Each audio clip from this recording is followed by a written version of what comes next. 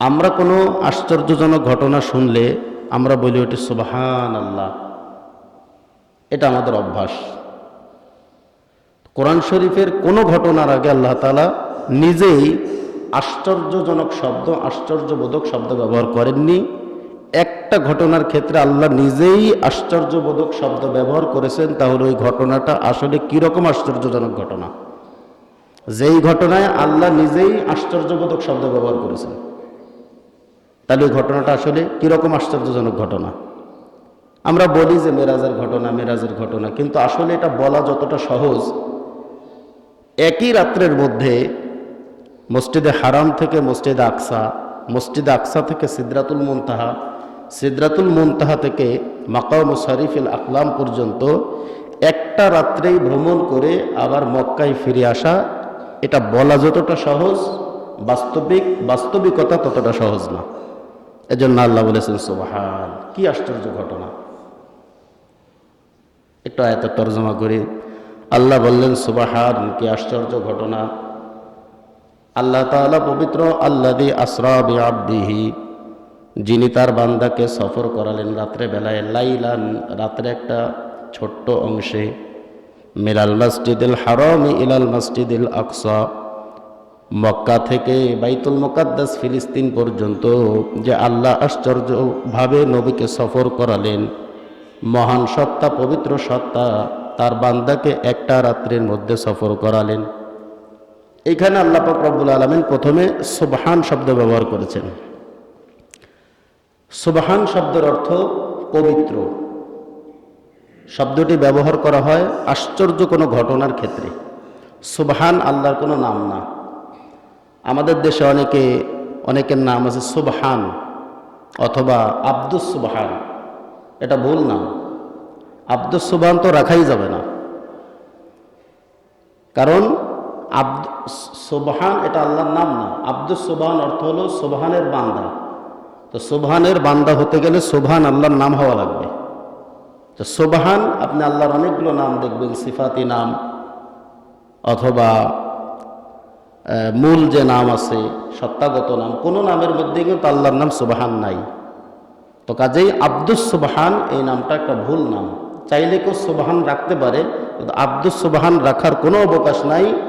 বরং সঠিক মর্ম হলো আব্দুস সুবহান রাখলে এটা একটা শিরকের পর্যায়ে চলে যায়, কারণ সুবহান তো আল্লাহর নাম না, তাহলে সুবহানটা কে? এই জন্য সুবহান কারো নাম রাখা যাবে না। এবার আল্লাহ বলছেন আল্লাযী আসরা, যিনি রাতের বেলায় ভ্রমণ করালেন। তার মানে মেরাজের এই পুরো ঘটনাটা রাত্রে বেলায় ঘটছে, দিনের বেলায় ঘটেনি। কাকে করালেন? বিআবদিহি, তার বান্দাকে। এখানে আল্লাহ বলতে পারতেন বিরাসূলিহি, তার রসুলকে, বিমুহাম্মাদিন, মুহাম্মদকে, বিনাবিয়্যিহি, তার নবীকে। এরকম কোনো কথা বলেন নাই। আল্লাহ বলেছেন বিআবদিহি, তার দাসকে, তার বান্দাকে আল্লাহ এই মেরাজের ঘটনায়, মেরাজের সফর করিয়েছেন। আমরা মনে করি যে নবীকে যদি আমরা আল্লাহর পর্যায়ে নিতে পারি তাহলে মনে হয় নবীর সম্মান বাড়ে। নবীরে যদি আমরা আল্লাহ বানায় দিতে পারি তাহলে মনে হয় নবীর সম্মান বাড়ে। আল্লাহ বলছেন না, আমার নবী হলেন আবেদ। আব্দুন মানে হলো দাস, কৃত দাস, বান্দা। আল্লাহ এই শব্দ দ্বারা বোঝাতে চাইলেন দুনিয়ার শুরু থেকে শেষ পর্যন্ত আব্দুন মানে যিনি ইবাদত করেন। দুনিয়ার শুরু থেকে শেষ পর্যন্ত যত মানুষ ইবাদত করবে, এই সমস্ত মানুষের মধ্যে শ্রেষ্ঠ ইবাদতকারী লোক হলেন, শ্রেষ্ঠ ইবাদতকারী ব্যক্তি হলেন মুহাম্মদুর রাসূলুল্লাহ। আমরা ভাবছি আরে আব্দুল, নবীকে আল্লাহর বান্দা বলতে মনে হয় নবীর সম্মান কমে যায় না?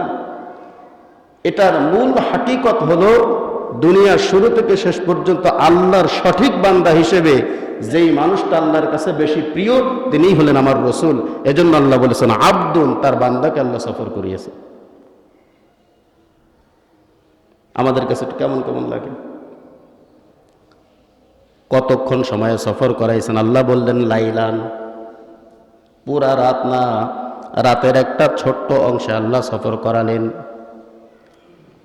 বিশ্বনবী বলেন, সহিহ বুখারীর বর্ণনা, বিশ্বনবী তার চাচাতো বোন উম্মে হানির বাড়িতে ঈশার নামাজ পড়ে লাইলাতুল আতাফা 2 রাকাত নামাজ আদায় করলেন বিশ্বনবী। আল্লাহর হাবিব বললেন আনা বাইনাল ইয়াকযাতি ওয়ান নাওমি, আমি ঘুমাইও নাই আবার জেগেও নাই, তন্দ্রাচ্ছন্ন হয়েছি। এমন সময় জিবরাইল আসছেন। হযরত জিবরাইল এসে বিশ্বনবীকে এইভাবে পাজা করে ধরে হাতিবে কাবার কাছে আনছেন, এসে শোয়াই দিয়েছেন। শোয়াই দেওয়ার পরে হযরত জিবরিল বিশ্বনবীর এইখান থেকে নিয়ে একেবারে নাভি পর্যন্ত ফেড়ে ফেললেন, একদম ফেড়ে ফেলছে। ফেড়ে ভিতর থেকে হার্ট বের করে ফেলছে, কলব, হৃদয়, মন, কলিজা, এটা পুরাটা বের করে ফেলছে। বের করে এবার হযরত জিবরিল জমজমের পানি দিয়ে বিশ্বনবীর কলবটাকে ধৌত করলেন। ধৌত করলেন কেন? এটার থেকে হিংসা, রিয়া, অহংকার, বিদ্বেষ সব বের করে ফেললেন। আর কি করলেন? নবী যেহেতু এখন ভূপৃষ্ঠ থেকে ঊর্ধ্বাকাশে গমন করবেন, আমি বলবো পরে এই কথাগুলো, কিছু সমস্যা হয় ঊর্ধ্বাকাশে গমন করার জন্য, কিছু চ্যালেঞ্জের মুখোমুখি হতে হয় মানুষকে। তো নবীকে ধুয়ে তার কলবকে নির্ভীক করে নবীকে ঊর্ধ্বাকাশ পর্যন্ত গমন করার বা সফর করানোর একটা পরিবেশ তৈরি করা, বা নবী যাতে সফর করতে পারেন সেই রকম উপযোগী করে তৈরি করার জন্য নবীজির হার্টটাকে জমজমের পানি দিয়ে, জান্নাতের পানি দিয়ে জিবরাইল ধৌত করে দিলেন। আধুনিক বিজ্ঞান যত বেশি গবেষণা হচ্ছে, আধুনিক বিজ্ঞানের উন্নতি যত বেশি হচ্ছে, ইসলামের মর্মবাণী বোঝা মানুষের জন্য তত বেশি সহজ হয়। এটা একটা সময় মনে হতো মানুষের হার্ট বের করে ফেললে কি মানুষ বাঁচে। আপনারা জানেন কিনা জানি না, ওপেন হার্ট সার্জারি, এখান থেকে ফেড়ে একেবারে হার্ট বের করে ওটা সার্জারি করে, সেলাই করে, ওর ভিতরে ইনজেকশন পুশ করে ওইটা আবার ভিতরে ঢোকাই দিয়ে এরপরে পেস্টিং করে দেওয়া হয়, সেলাই করে দেওয়া হয়। এটা বিজ্ঞান প্রমাণ করছে। বিজ্ঞানের এই ধারাবাহিকতায় বোঝা যায় যে বিশ্বনবীর শক্ত সাদর এটা কোনো অলৌকিক বিষয় না, এটা কোনো গুজব নয়, এটা আশ্চর্য হওয়ার কিছু নাই, যেটা বর্তমান বিজ্ঞান প্রমাণ করে দিয়েছে। এবার আল্লাহর হাবিব বললেন, আমি দেখলাম জিবরাইলের কাছে দুইটা বাটি, স্বর্ণের দুইটা বাটি, একটা বাটির মধ্যে ছিল ঈমান, আরেকটা বাটির মধ্যে ছিল হিকমত। জিবরাইল এবার একটা বাটির থেকে ঈমান বিশ্বনবীর কলবের মধ্যে ঢোকায় দিলেন। এই জন্য দুনিয়ার শুরু থেকে শেষ পর্যন্ত যত ঈমানদার দুনিয়াতে আসবে, সবচেয়ে বড় ঈমানদার ব্যক্তির নাম হলেন মুহাম্মাদুর রাসূলুল্লাহ। এবারে জিবরাইল আরেকটা পাত্র থেকে ঢেলে দিলেন, নবীজি বলেন এটার মধ্যে ছিল হিকমত বা প্রজ্ঞা বা জ্ঞান বা অভিজ্ঞতা, বিচক্ষণতা। এর অর্থ হল দুনিয়ার শুরু থেকে শেষ পর্যন্ত যত মানুষ পৃথিবীতে আসবে, সবচেয়ে বড় প্রজ্ঞাময় ব্যক্তি, সবচেয়ে বড় অভিজ্ঞ ব্যক্তি, সবচেয়ে বড় বিচক্ষণ ব্যক্তি হলেন বিশ্ব নবী মুহাম্মাদুর রাসূলুল্লাহ। এবার নবীজি ঊর্ধ্বাকাশে গমন করার উপযুক্ত হয়ে গেলেন। নবীর জন্য যেই বাহনটা পাঠানো হলো এটার নাম ছিল বোরাক। এটা কোরআন শরীফে আছে শব্দটা। বারকুন শব্দের অর্থ হলো বিদ্যুৎ গতিতে, যেটা বিদ্যুৎ গতি এটাকে বলা হয় বারকুন। বারকুন থেকে বোরাক, মানে যেটা বিদ্যুতের গতিতে চলে। সহজ ভাষায় যেটাকে বলা হয় চোখের পলকে যেটা অদৃশ্য হয়ে যায়। এটা কেমন ছিল এটা আল্লাহই জানে। এটার সূরত, আকৃতিগত কোনো বর্ণনা হাদিসে আসেনি। এটা আসছে, নবী যেটার মধ্যে উঠে গেলেন। এটার গতি ছিল, বারকুন শব্দের অর্থ দিয়ে যদি করা হয়, তাফসিরে কাশাফের মধ্যে আল্লামা জারুল্লাহ জামুকশারি লিখেছেন যে বারকুন শব্দের অর্থ দিয়ে যদি এটা করা হয়, তাহলে এটার গতি ছিল সেকেন্ডে 1,86,000 মাইল। বোঝেন নাই? সেকেন্ডে এটার গতি ছিল 1,86,000 মাইল এই বোরাকের। আর নবীজি হাদিসে যেটা, এটা তো বিজ্ঞানের কথা। বিজ্ঞান বলেছে আলোর গতি, বিদ্যুতের গতি 1,86,000 মাইল। তাফসিরে কাশাফের মধ্যে লেখছে যে এই শব্দের অর্থ যদি করা হয় বারকুন দিয়ে, যে বার্ক শব্দের অর্থ হলো একটা আলোক, একটা বিজলি, তো এইটার অর্থ দাঁড়ায় যে এটার গতি ছিল সেকেন্ডে 1,86,000 মাইল, কিলোমিটার না। আর নবীজি বুখারীর বর্ণনায় বলেছেন, আমি যখন বোরাকে উঠলাম, দৃষ্টির সীমা যেখানে যে শেষ হয়, বোরাক এক লাফে তত দূর পর্যন্ত চলে যায়। আমরা চিন্তা করছি কি আমাদের দৃষ্টি তো ওই যে এখানে শেষ হয়েছে, আসলে তা না। বিজ্ঞান কি বলে দেখেন, সূর্য আমাদের ভূপৃষ্ঠ থেকে 15 কোটি কিলোমিটার দূরে। এইটা ওইখান থেকে সকালবেলা উঠে আলো ছাড়ে, সেকেন্ডে 1,86,000 মাইল বেগে ওর আলোটা ছাড়ে, দুনিয়াতে এসে পৌঁছাতে ওর সময় লাগে 8 মিনিট 30 সেকেন্ড। 1,86,000 মাইল বেগে ওর আলো পৃথিবীতে আসতে সময় লাগে 8 মিনিট 30 সেকেন্ড। এটা সূর্যের কথা বলছি। তার মানে সূর্য যখন ওইখানে চোখ মেলে তাকায়, ও দুনিয়া পর্যন্ত ওর দৃষ্টিসীমা আসতে, আমাদের দুনিয়াকে দেখতে ওর সময় লাগে 8.5 মিনিট, 8 মিনিট 30 সেকেন্ড। আর আমি যখন ঘুম থেকে উঠে আমি যখন জমিনে দাঁড়ায় সূর্যের দিকে তাকাই, আমার কয় সেকেন্ড সময় লাগে? মুহূর্তের মধ্যে আমি দেখতে পারি। তার মানে সূর্যের যে গতি, আলোর যে গতি সেকেন্ডে 1,86,000 মাইল, এই যে গতি, এই গতিরও কয়েক কোটি গুণ বেশি গতি হলো আমার চোখের দৃষ্টিসীমার গতি।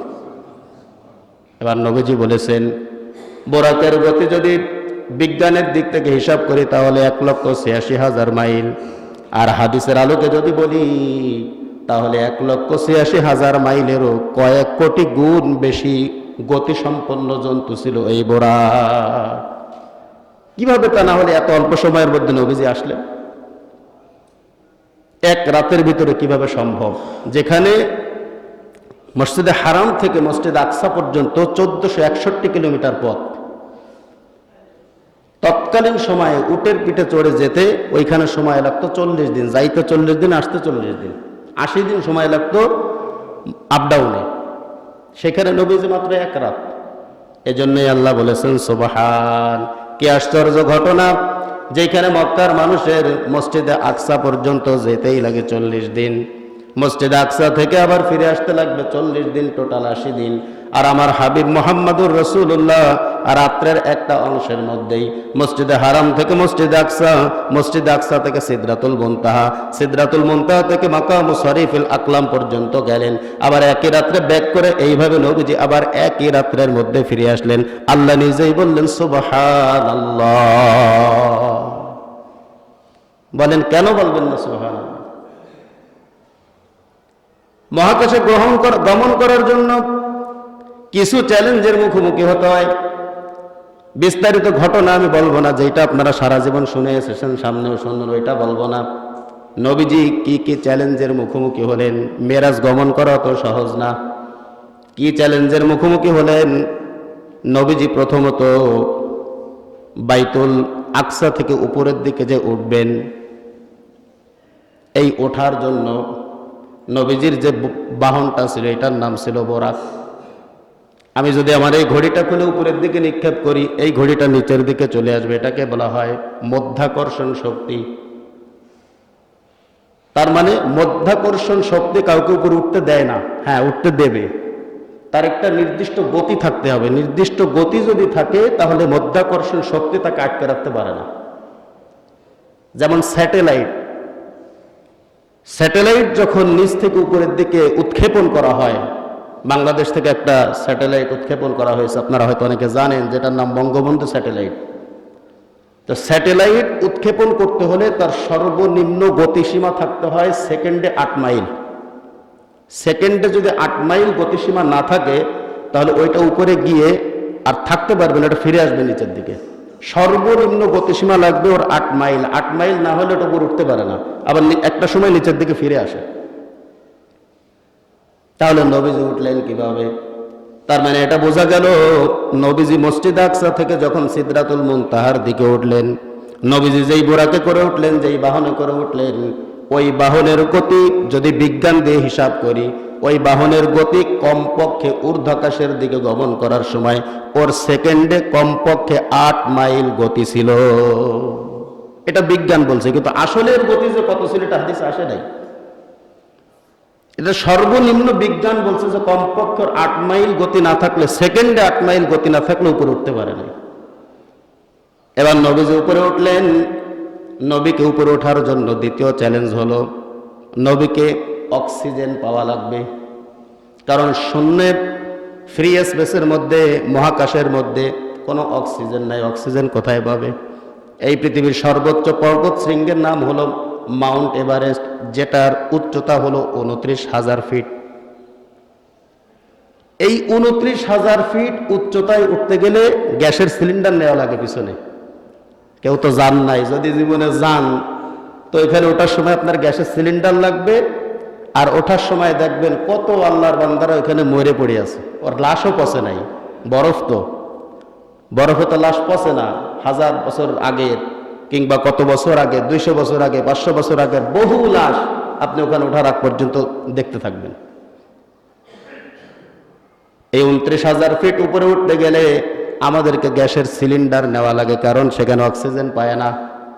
আর বিশ্বনবী এই মহাকাশ ভ্রমণ করলেন, সিদরাতুল মুনতাহা ভ্রমণ করলেন, বিশ্বনবী গ্যাসের সিলিন্ডার কোথায় পেলেন? তৎকালীন সময় তো গ্যাসের সিলিন্ডার ছিল না, গ্যাসের মাস্ক ছিল না। বিশ্বনবী তো 29,000 ফিট নয়, বিশ্বনবী তো জান্নাত, জাহান্নাম, সিদরাতুল মুনতাহা, শরীফে আকলাম পর্যন্ত বিশ্বনবী ভ্রমণ করলেন। বিশ্বনবী কোথায় গ্যাসের সিলিন্ডার পেলে? গ্যাসের সিলিন্ডার তিনি দিয়েছেন। সাইয়্যিদুনা ইউনুস নবী মাছের পেটে 40 দিন পর্যন্ত ছিলেন। আল্লাহ বলেছেন ফালাউলা আন্নাহু কানা মিনাল মুসাব্বিহিন। ইউনুস নবী যে 40 দিন মাছের পেটে ছিলেন, এই 40 দিন ইউনুস নবী প্রতিটা সময় বলেছেন সুবহানাল্লাহ,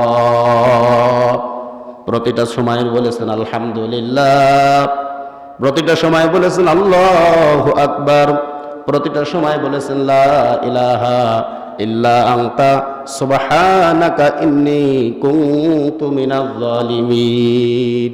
আল্লাহর কোরআন সাক্ষী, আল্লাহ বলেন লাল্লা বিসাফি বাতনিহি ইলা ইয়াউমি ইউবআসুন। ইউনুস নবী যে 40 দিন মাছের পেটে ছিলেন, এই 40 দিন পর্যন্ত যদি ইউনুস নবী তাসবিহ পাঠ না করতেন, ইউনুস নবী যদি আল্লাহর কাছে আশ্রয় না চাইতেন, আল্লাহ পাক নিজে কোরআনে কারিমের মধ্যে বলেছেন লালা বিসা, অবশ্যই অবশ্যই ইউনুস নবী অবস্থান করতেন ফি বাতনিহি মাছের পেটে ইলা ইয়াউমি ইউবআসুন, কিয়ামত হয়ে যেত, কিন্তু আমি আল্লাহ ইউনুসকে মাছের পেট থেকে বের করতাম না। ইউনুস নবীর অক্সিজেন ছিল সুবহানাল্লাহ, ইউনুস নবীর অক্সিজেন ছিল আলহামদুলিল্লাহ, ইউনুস নবীর অক্সিজেন ছিল লা ইলাহা ইল্লাল্লাহ, ইউনুস নবীর অক্সিজেন ছিল লা ইলাহা ইল্লা আনতা সুবহানাকা ইন্নী কুনতু মিনাজ জালিমিন। ফ্রি স্পেসের মধ্যে কখনো কখনো শূন্যের উপরে পাখি ঘুরতে থাকে। আল্লাহর কোরআন সাক্ষী দেয় এই পাখি কখনো কখনো সেইখানে অক্সিজেন পায় না। আল্লাহর কোরআন সাক্ষী যখন পাখি অক্সিজেন পায় না, তখন পাখির অক্সিজেনের ব্যবস্থা করেন আল্লাহ।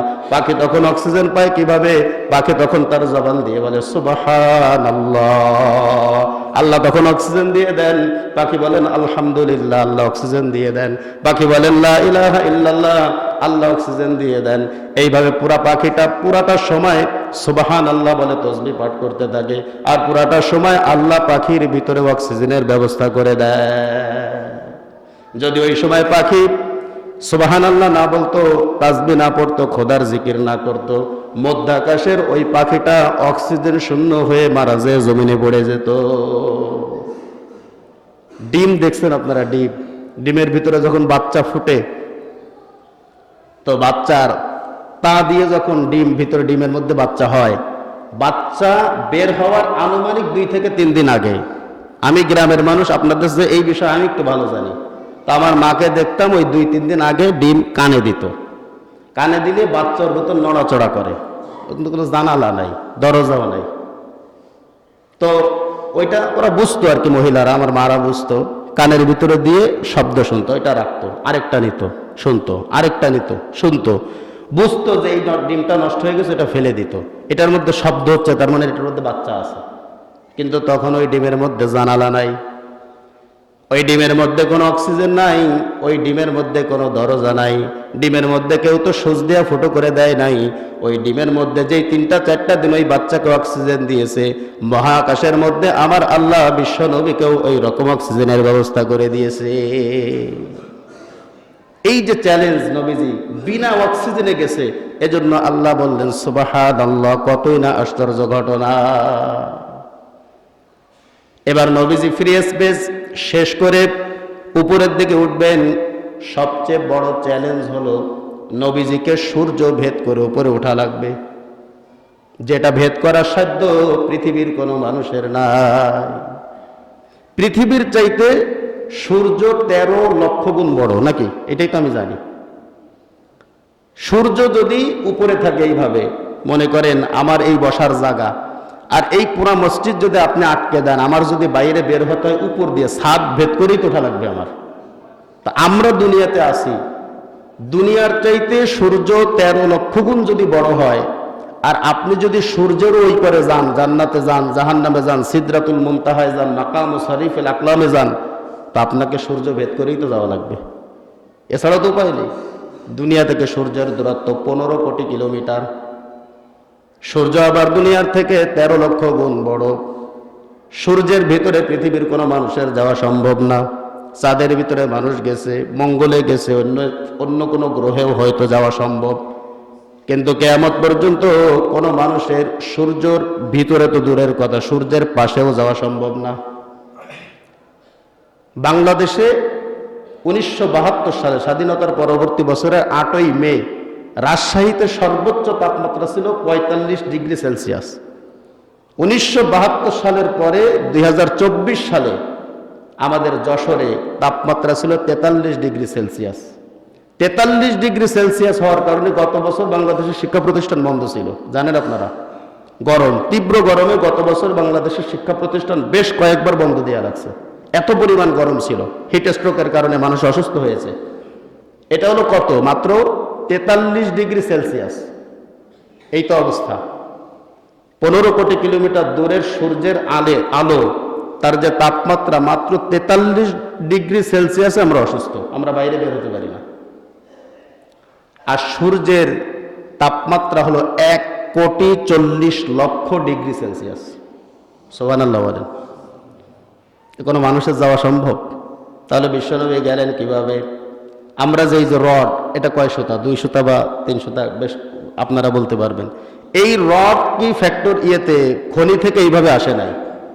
এই রড এটাকে গলায়া তারপরে এই রডের ছাঁচের মধ্যে দিয়ে রডটা এরকম বানানো হয়েছে। এই রড গলানোর জন্য ডিগ্রি লাগে, তাপমাত্রা লাগে 1536 ডিগ্রি সেলসিয়াস। 1536 ডিগ্রি সেলসিয়াস হলেই একটা রড গলে পানি হয়ে যায়। ওই রডটাকে ছাঁচের মধ্যে দিয়ে, ওইটাকে দিয়ে কখনো রড বানায়, কখনো বাঁকা রড বানায়, সোজা রড বানায়, অথবা অন্যান্য ধাতব পদার্থ তৈরি করায়, মাত্র 1536 ডিগ্রি সেলসিয়াসে। সেখানে সূর্যের তাপমাত্রা হলো 1,40,00,000 ডিগ্রি সেলসিয়াস। যেটার ভিতরে তো ঢোকা দূরের কথা, যেটার কাছেও যাওয়া কোনো মানুষের দ্বারা সম্ভব নয়। প্রশ্ন হলো, মুহাম্মাদুর রাসূলুল্লাহ এই বিশাল সূর্যের মধ্য দিয়ে 1,40,00,000 ডিগ্রি সেলসিয়াস তাপমাত্রা ভেদ করে আল্লাহর হাবিব সাল্লাল্লাহু আলাইহি ওয়াসাল্লাম সিদরাতুল মুনতাহা পর্যন্ত গেলেন কিভাবে? এজন্য আল্লাহ বলেছেন সুবহানাল্লাহ, কি আশ্চর্যজনক ঘটনা। যাবে না কেন? ইতিহাস রয়েছে কোরআনে কারিমের মধ্যে। ইব্রাহিমকে যখন নমরুদ আগুনে ফেলে দিয়েছে, আগুন দাউ দাউ করে জ্বলছে, এটা তো পৃথিবীর আগুন, ইব্রাহিম নবী আগুনের মধ্যে পড়ে গেছে। আল্লাহ এবার আগুনকে নির্দেশ দিলেন, আগুন কুনি বারদা, আগুন তুমি ঠান্ডা হয়ে যাও, কিন্তু এত ঠান্ডা হয়েও না, কারণ আমার নবীর কাছে তো কাঁথা কম্বল নাই, বেশি ঠান্ডা হয়ে গেলে তার আবার শীত লাগবে। এজন্য আল্লাহ বললেন কুনি বারদান ওয়া সালামান আলা ইব্রাহিম, নাতিশীতোষ্ণ হয়ে যাও, যতটা ঠান্ডা হলে আর যতটা গরম হলে, অর্থাৎ গরম আর শীত দুইটার মাঝামাঝি এমন ভাবে থাকবা, আমার ইব্রাহিমের না ফ্যান লাগবে আবার না কম্বল লাগবে, আমার ইব্রাহিম ওইখানে যতদিন ইচ্ছা ততদিন থাকতে পারবে, কোনো সমস্যা হবে না। আগুনের মধ্যে যেই আল্লাহ তাপমাত্রা দিয়েছেন, ওই আল্লাহ আবার আগুনকে তাপমাত্রা কমানোর নির্দেশ দিলেন। ইব্রাহিম নবী হায়াত পেয়েছিলেন 175 বছর। উনি ওনার নাতিপুতিদের কাছে যখন গল্প করতেন তো বলতেন যে আমার জীবনের শ্রেষ্ঠ দিন, সবচেয়ে সুখের দিন দুনিয়াতে ছিল নমরুদের আগুনের মধ্যে। নমরুদের আগুনে যে 40 দিন ছিলাম, এই যে পরিবেশে ছিলাম, এই রকম সুন্দর পরিবেশ আমার এই টোটাল 175 বছর জীবনে আমি আর কোনোদিন পাইনি। কি বুঝলেন? যে আগুনের মধ্যে, আগুনের ক্ষমতা, আগুনের স্বভাব হলো জ্বালিয়ে দেওয়া, আগুনের স্বভাব হলো তাপমাত্রা তৈরি করা। ওই আগুনকে চাইলে আবার আল্লাহ কারো জন্য আরামদায়ক বানায় দিতে পারে। যে আল্লাহ ইব্রাহিমের জন্য আগুনের তাপমাত্রা কমায় নাতিশীতোষ্ণ বানিয়ে দিয়েছিলেন, ওই আল্লাহ সূর্যের 1,40,00,000 ডিগ্রি সেলসিয়াসকে নির্দেশ দিলেন, আগুন ও ও সূর্য, আমার মুহাম্মদুর রাসূলুল্লাহ তোমাকে ভেদ করে আসবে, তোমার ভিতর দিয়ে যখন আমার নবী উঠবে তখন তুমি তোমার তাপমাত্রা কমায়া আমার বিশ্ব নবীর জন্য এমন তাপমাত্রা বানায়া দিবা যেন আমার বিশ্ব নবীর মুহূর্তের জন্য কোনো কষ্ট না হয়। 1,40,00,000 ডিগ্রি সেলসিয়াসের তাপমাত্রা বিশ্ব নবী যখন মেরাজে গমন করেছেন ওই তাপমাত্রা বিশ্ব নবীর জন্য সহনীয় করে দেওয়া হলো। এরপরেই তো বিশ্ব নবী গেছে, কত দূর গেছে? সিদরাতুল মুনতাহা পর্যন্ত গেছে। সিদরাতুল মুনতাহা পর্যন্ত যাওয়ার পরে জিবরাইল বললেন, ইয়া রাসূলুল্লাহ আমি আর যেতে পারবো না, গেলে চলে যাবো। মিথ্যা কথা। বরং বিশ্ব নবীর একদম শুরু থেকে শেষ পর্যন্ত যাওয়া থেকে নিয়ে সফর করে ফিরে আসা পর্যন্ত 1 সেকেন্ডের জন্য জিবরাইল আমিন বিশ্ব নবীর থেকে পৃথক হননি। পুরো সময় ছিলেন, একদম টোটাল টাইম ছিলেন, একটা সময়ের জন্য জিবরাইল বিশ্ব নবীর থেকে পৃথক হননি। গেছেন সিদরাতুল মুনতাহা পর্যন্ত। এই যে এটা একটু আকল খাটাবেন, আকল কেন তিনি চলে যাবেন? তিনি ফেরেশতাদের আমির, ফেরেশতাদের মধ্যে প্রধান ফেরেশতার নাম হলো জিবরাইল আমিন, তিনি চলে যাবেন কেন? আল্লাহ বলেন, ওয়াতারাল মালাইকাতা হাফিনা মিন হাওলিল আরশি। ও রাসূল, যদি আপনি দেখতেন আল্লাহর আরশকে, ওয়াতারাল মালাইকাতা হাফিনা, ও নবী আপনি যদি ফেরেশতাদেরকে দেখতেন আল্লাহর আরশের পাশে ফেরেশতারা সারিবদ্ধ হয়ে ইউসাব্বিহুনা, প্রত্যেকটা সময় আল্লাহ পাক রব্বুল আলামিনের তাসবিহ পাঠ করে। নবীজির আল্লাহর আরশের পাশে যদি ফেরেশতারা তাসবিহ পড়ে, ওই ফেরেশতা জ্বলে যায় না? আল্লাহর আরশকে ধরে আসে ফাওকা সামানিয়া 8 জন ফেরেশতা, ওই ফেরেশতাও জ্বলে যায় না? আল্লাহর আরশকে ধরা ফেরেশতা জ্বলে যায় না, তাহলে জিবরিল ওইখানে গেলে কেন জ্বলবে বলেন? জিবরিল তো তাদেরও বড় ফেরেশতা। এটা হলো মিথ্যা কথা, যে আমি যদি আর একটু সামনে যাই তাহলে আমি জ্বলে পুড়ে সারকার হয়ে যাবে। এটা একটা জাল কথা, মিথ্যা বর্ণনা। বরং টোটাল এই মেরাজের সময়ের মধ্যে জিবরাইল আমিন বিশ্ব নবীর সঙ্গে ছিলেন। নবীজি গেছেন এবার এক জায়গায়, যেগুলো আপনারা জানেন সচরাচর আলোচনা হয়, ওইগুলো আমি বলতেছি না। নবীজি এক জায়গায় গেলেন, সেখানে যাওয়ার পরে নবীজি একটা আওয়াজ পেলেন। সহিহ বুখারীর বর্ণনা, আব্দুল্লাহ ইবনে আব্বাস রাদিয়াল্লাহু তাআলা আনহুমা হাদিসটি বর্ণনা করেছেন। তিনি বলেন যে রাসূল বললেন যে আমি একটা খসখস একটা আওয়াজ পেলাম, মনে হচ্ছে যেন কি যেন লেখা হচ্ছে। তো নবীজি জিবরাইলকে বললেন, ভাই খবর কি, এখানে আওয়াজ হয় কিসের? তো নবীজি জিবরাইল বললেন, ইয়া রাসূলুল্লাহ এইটা হলো তকদির লেখা ফেরেশতাদের চেম্বার, তাদের অফিস।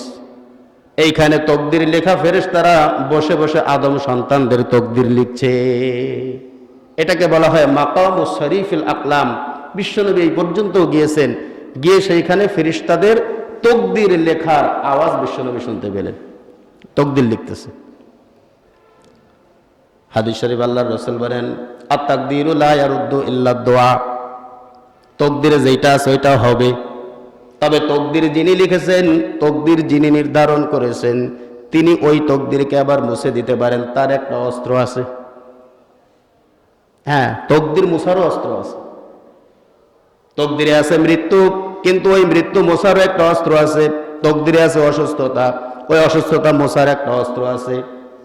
তকদিরে আছে আপনার একটা বিপদ, কিন্তু ওই বিপদ থেকে মুক্তি পাওয়ারও অস্ত্র আছে। সেই অস্ত্রের নাম হলো, আল্লাহর রাসূল বলেন, আত-তাকদীরু লা ইয়ারুদ্দু ইল্লা বিদ-দুআ। সেই বিশাল অস্ত্রের নাম হলো মানুষের অন্তরের দোয়া। কোনো কিছু তকদিরকে ফেলতে পারে না। হ্যাঁ, তকদিরকেও নড়াইয়া দিতে পারে যেই অস্ত্র, সেই অস্ত্রের নাম হলো দোয়া। সেটা কোথা থেকে হতে হবে? তকদিরের উৎপত্তি স্থল হলো হৃদয়, অন্তর। যদি বাস্তবিক পক্ষে মানুষ আপনার জন্য অন্তরের অন্তঃস্থল থেকে দোয়া করে, আপনিও যদি আপনার নিজের জন্য, সন্তানদের জন্য অন্তরের অন্তঃস্থল থেকে দোয়া করেন, ওই দোয়ার কারণে কখনো কখনো যে আল্লাহ তকদিরে ফয়সালা লিখে রেখেছিলেন, ওই তকদিরকেও আল্লাহ মুছে দেয়। কিন্তু যদি বন্দুক ঠেকায়া দোয়া করেন, দোয়া একটা এইখান থেকে একদম কলব থেকে হওয়া লাগবে, মুখের থেকে দোয়ার কোনো কাজ নাই। আমি এখন ইমাম সাহেব আমার রাখছেন সভাপতি সাহেব, আমি জানি যে সভাপতি সাহেব তাকে যদি একটু তেল টেল না মারি তোমার চাকরি থাকবে না। এখন আমি দোয়া করছি, আল্লাহ সভাপতি সাহেবকে আপনি সুস্থতা দান করেন, এটা কিন্তু আমার মুখের দোয়া, এখানে না। এই দোয়ায় কোনো কাজ হবে না, এই দোয়ায় কোনো কাজ হবে না। আছে না, এই তেল মারা হুজুরও তো আছে, জন্য করলাম স্যার, তার জান্নাতও হবে না, তার গুনাহও মাফ হবে না। কারণ দোয়া তো আমি অন্তরের থেকে করি, আমি তো করছি ডরে। দোয়া না করলে আবার কোন ঝামেলায় পড়ে একটু করে দিই। দোয়া তো মুখের থেকে আসে না, দোয়ার উৎপত্তি স্থল হলো কলব। কলব থেকে যদি দোয়া না হয়, ওই দোয়া তকদির পরিবর্তন করে না। এজন্য দোয়াটাও হতে হবে অন্তরের থেকে। এজন্য জোর করে দোয়া নেবেন না কখনো, দোয়াটা শ্রদ্ধার সাথে নেবেন। হ্যাঁ, এই উদ্দেশ্যে এখন তো দোয়া একটা ফর্মালিটিস, দোয়া হয়ে গেছে জাস্ট একটা আনুষ্ঠানিকতা, চাটুকারিতার একটা মাধ্যম হয়ে গেছে এখন দোয়া। চিন্তা করে যে আমি যদি এখানে দোয়া করাই, সাইনবোর্ড একটা লাগাই, দোয়ার সমাবের একটা ফটোও যদি তুলে আমার নেতার কাছে দিতে পারি, তো অন্তত পক্ষে থানা পর্যায়ে বা ওয়ার্ড পর্যায়ে আমার একটা পদ অন্তত আসবে। পদের জন্য দোয়া করায়, বুঝলেন না? পদের জন্য দোয়া কি পদের জন্য হয়? এজন্য জোর করে দোয়া করাবেন না হুজুরদের। এত দালালি, এত চাটুকারিতা বন্ধ করেন। যারা যোগ্য লোক এরা কখনো কারো দালালি করে না, চাটুকার এরা কখনো চাটুকার হয় না। আর যারা যোগ্য লোক তারা কখনো নিজের ব্যাপারে চাটুকারিতা দালালি পছন্দ করে না। যত দালালি চাটুকারিতা করে এগুলো সব অযোগ্য, কারণ এদের একমাত্র বাহন, একমাত্র মাধ্যম হলো চাটুকারিতা দালালি। এজন্য খবরদার, আলেম ওলামাদেরকে কখনো ঠেকায়া গালাগালি দিয়া জোর করে কখনো দোয়া আদায় করবেন না। হ্যাঁ, দোয়া হুজুর মুখের থেকে করে দেবে, বিশ্বাস করেন আমার কথা, আল্লাহর ঘর এই দোয়া কোনো কাজে লাগবে না। আর আপনি যদি বাসে নাম ধরে দোয়াটা করাটা কি জরুরি? অন্তর থেকে দোয়া তো আমি আমার বন্ধুর নামে, মায়ের নামে, আমার অন্তরে যেটা আসবে, মুখের থেকে না আসলেও ওইটাই কাজে লাগবে। নাম ধরে দোয়া করতে হবে অথবা নেতার নামই নিতে হবে, এটা কখনো জরুরি না। একজন বিয়ে করছে, তো বউ এমন বাই বাতাস ছাড়ে, রাত্রে ঘুমান যায় না। তো কিছুদিন পরে চিন্তা করছে বউ তালাক দিয়ে দেই, তালাক দিয়ে আরেকটা বিয়ে করি। তো ওই বউ তালাক দিয়েছে, দেওয়ার পরে কিছুদিন পর আরেকটা বিয়ে করছে। তো ওই বউ তো বাই বাতাস ছাড়তে, এখন যেটা বিয়ে করছে এটা রাত্রে খাতার মধ্যে পায়খানা করে দেয়। আগেই ভালো ছিল গো, আগে বিয়ে করছিলাম ও পাদ্য, খাতা কাপড় ঝাড়ি ঝুড়ি দিলে, ফ্যান টান চালাই দিলে দুর্গন্ধ দূর হয়ে যেত। এখন যেটা আনছি এটা তো দেখে হাইগে দেয়। তা আমাদের অবস্থা যেন সেটা না হয়। বাই বাতাসওয়ালারা বাদ দিয়ে এখন যেটা পায়খানা করে ওটার মাথার উপর নিয়ে নাচলাম। সাবধান হয়ে যান মুসলমান। আকার ইঙ্গিতে বললাম, পুরা বললাম না, যারা বোঝার তারা বুঝে নেবেন। চোর বাদ দিয়ে যেন বাটপারকে সামনে না আনি, চোর গেছে ডাকাতকে যেন সামনে না আনি, তাহলে আমরা সামনে পস্তাবো। ইতিহাস থেকে যদি তোমরা শিক্ষা গ্রহণ না করো, বিগত দিনের মানুষ থেকে যদি তোমরা শিক্ষা গ্রহণ না করো, তোমরাও রেডি থাকো, আগামীতে তোমাদের অবস্থা এদের চাইতেও বেশি ভয়াবহ হবে ইনশাআল্লাহ। এটা মনে রাখবা। আগামীর বাংলাদেশ যেন আর চোর বাটপারদের হাতে না যায়, চাঁদাবাজদের হাতে না যায়। আগামীর বাংলাদেশ যেন ইসলামের বাংলাদেশ হয়, এটা আমাদেরকে এখন শপথ নিতে হবে ইনশাআল্লাহ। আগামীতে যারা ঐক্যের কথা বলবে না, যে সমস্ত আলেমরাও বিভক্তির কথা বলবে, তাদেরকে কথা বলতে দেওয়া হবে না। কথা আগামীতে তারাই বলবে যারা ঐক্যের কথা বলবে, যারা ঐক্যের পথে থাকবে ইনশাআল্লাহ। এজন্য বুঝে শুনে সিদ্ধান্ত নেবেন। কি সিদ্ধান্ত নেবেন? জ্ঞানী মানুষের পরিচয় দিবেন, উল্টাপাল্টা সিদ্ধান্ত নেবেন না। বলছিলাম যে মেরাজের কথা, তো মেরাজ তো হয়ে গেছে, তাহলে মেরাজের দিন যখন আসবে তখন একটু রোজা টোজা রাখতে হবে না? এত বড় একটা মেরাজ গেল। আসলে মেরাজের সুনির্দিষ্ট কোনো দিন তারিখ ইতিহাসে পাওয়া যায় না, এটা হলো প্রথম কথা। আর মেরাজকে কেন্দ্র করে রাসূল কিংবা সাহাবীরা কোনো আমল করেছেন হাদিসেও এটা পাওয়া যায় না। তো কাজেই মেরাজ আমরা আলোচনা করব, এটা আমরা মনে প্রাণে বিশ্বাস করব, কিন্তু মেরাজকে কেন্দ্র করে কোনো অনুষ্ঠান ইসলামে এটা করা হয় নাই, কোনো রোজা অথবা কোনো ইবাদত, এটা ইসলামী বিধান দেওয়া হয় নাই। এটা থেকে আমরা দূরে থাকবো ইনশাআল্লাহ। আল্লাহ তাআলা আমাদের সবাইকে আমল করার তৌফিক দান করুন।